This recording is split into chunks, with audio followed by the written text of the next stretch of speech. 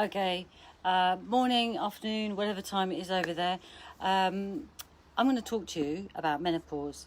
But just before I do talk to you about menopause, I want to talk to you about the French supermarket. You know, I've just been to the French supermarket to go and get some pine nuts, to go and get some pasta that's not made of wheat, because my stomach, we had pasta with rocket and something and mozzarella something inside it on Saturday lunchtime, and my stomach was so bloated from it. It didn't go until this morning. It was really uncomfortable. So I'm thinking I can't have anything with wheat in it, really. So I found this pasta that's made out of spelt. But you know what? They've got pasta in all areas of the shop by brand.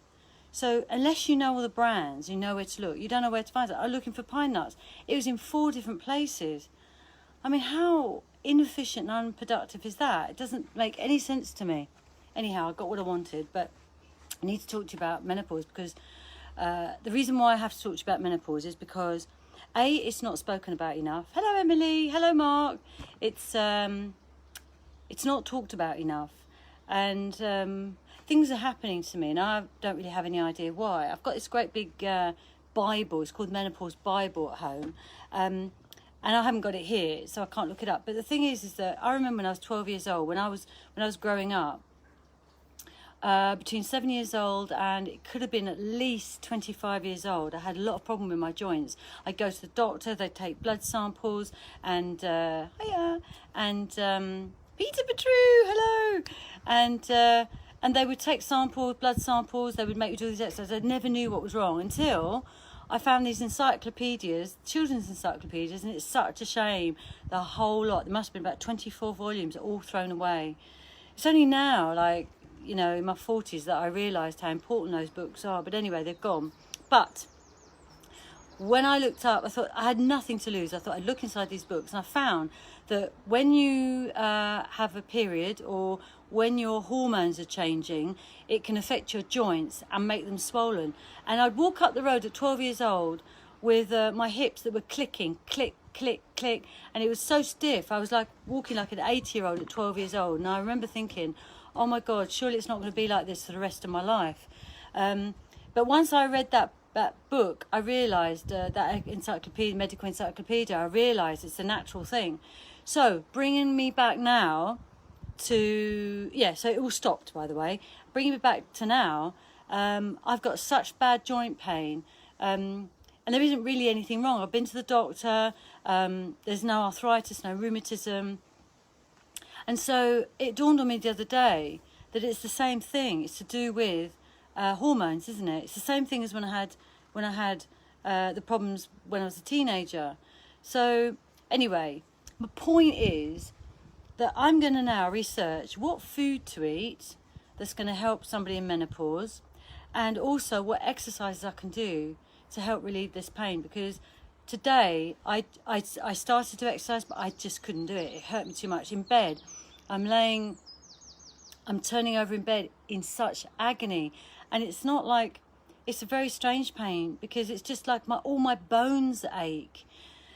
And it's getting to the point where it's really going beyond a joke. I mean, I had really, really bad hot flushes.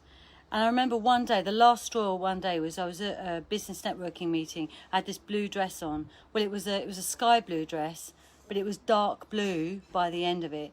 The dress was sticking to me. It was just so embarrassing. And the sweat was pouring off me. And people said to me afterwards, we just didn't know what to do to help you, Caroline, because, you know, they could see I was really suffering. Anyway, HRT has changed all that.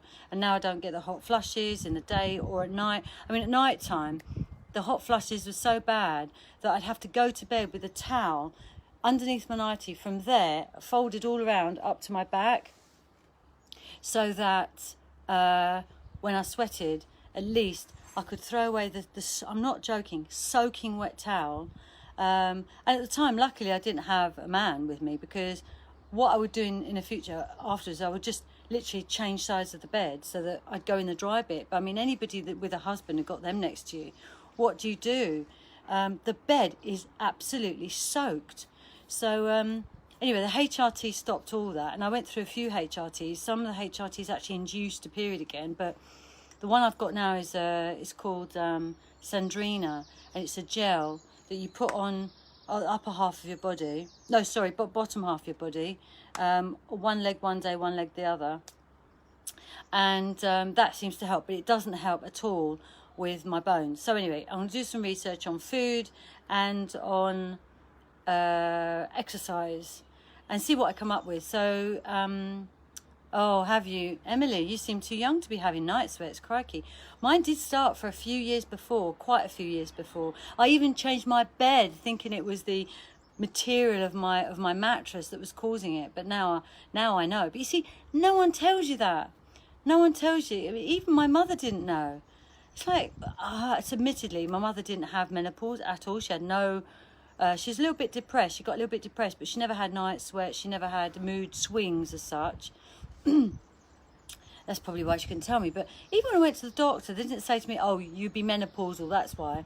They even the doctors, women doctors didn't really understand because they hadn't been through it and never studied it, I guess. So anyway, I've got to get out of the sun in a minute because my vitiligo is not protected. There's no pigmentation. I will get cancer if I don't cover it up.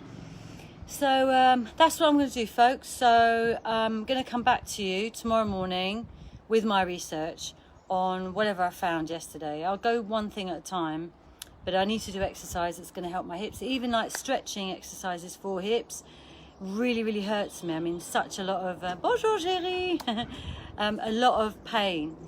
So I honestly, I'm bending my legs and doing what the woman's telling me, but I just can't stay like it for too long. I get stuck. It fucking hurts.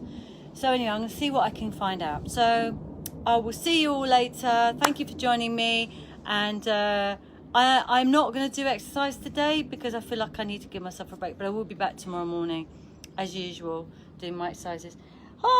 Which is quite good because, oh, my personal chef is here.